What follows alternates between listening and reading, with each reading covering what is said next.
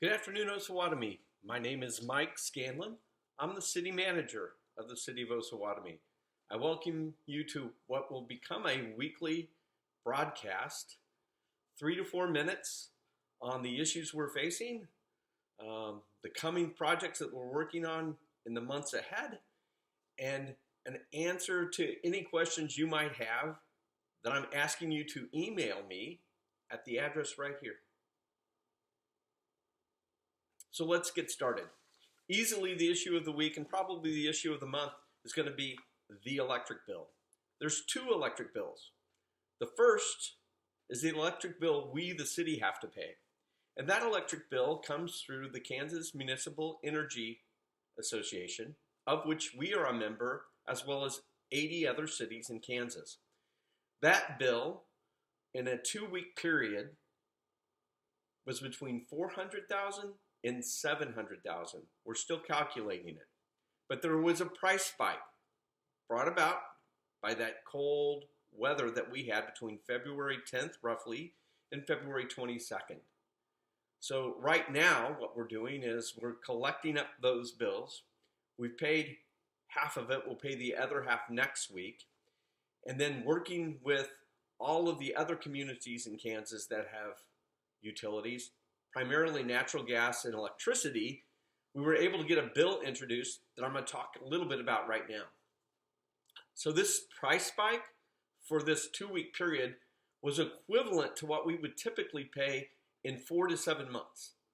So what we were paying for energy for 2 weeks was equivalent to what we would normally pay in a 4 or 7 month period. So you can see why it's called a spike. Well, this is an issue not just for us, but for utilities throughout Kansas that are city-owned. So on Tuesday, the state legislature, the House, introduced a bill, and that bill would provide $100 million to cities so that they could get through this price spike period. That bill was introduced Tuesday afternoon. There was a hearing on it on Wednesday. The House voted on it, and it passed 124 to 0. The Senate voted on it the same afternoon, and it passed the Senate 37 to 1. And the governor signed it into law on Wednesday. And we held a meeting yesterday to start talking about how that law could be implemented. So here's what the law allows. It provides $100 million to city utilities, like our electric utility, to cover the price spike that we saw. That $100 million is given in a form of loans to the cities for a 10-year period. The current interest rate on that loan is 0.25%. So 25 basis points are 0.25%.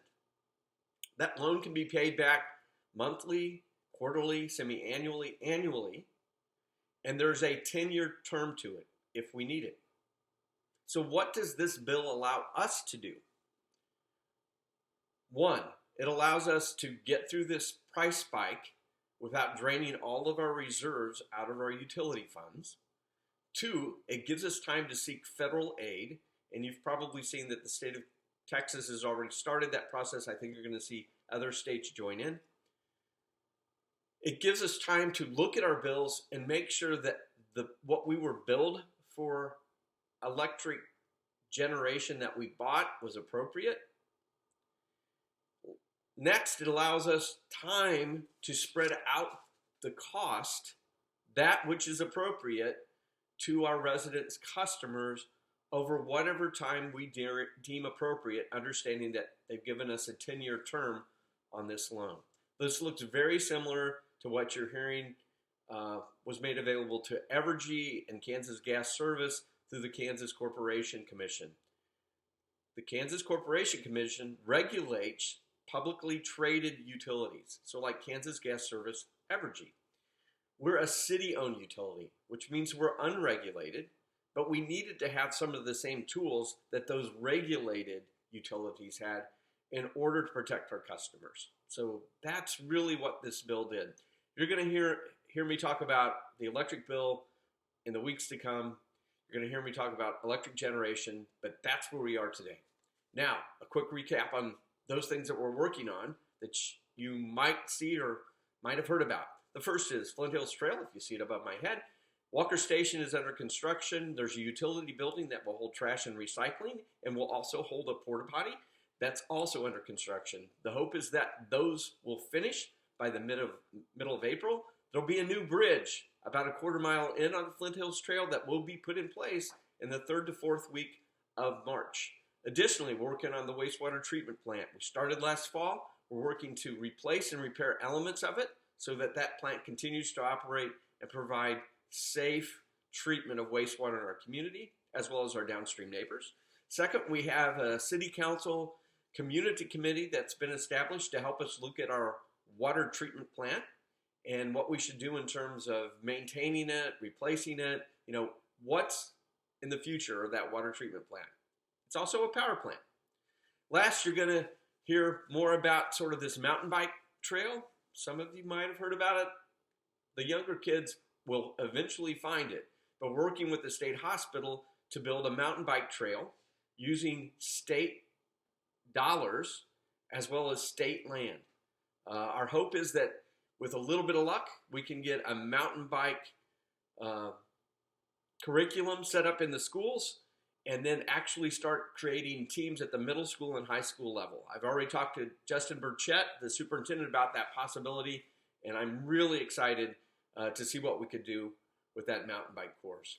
With that, remember to send me a question. Here's my email address. And I'm going to end with one of my favorite quotes, which is, "Rising tides lift all boats."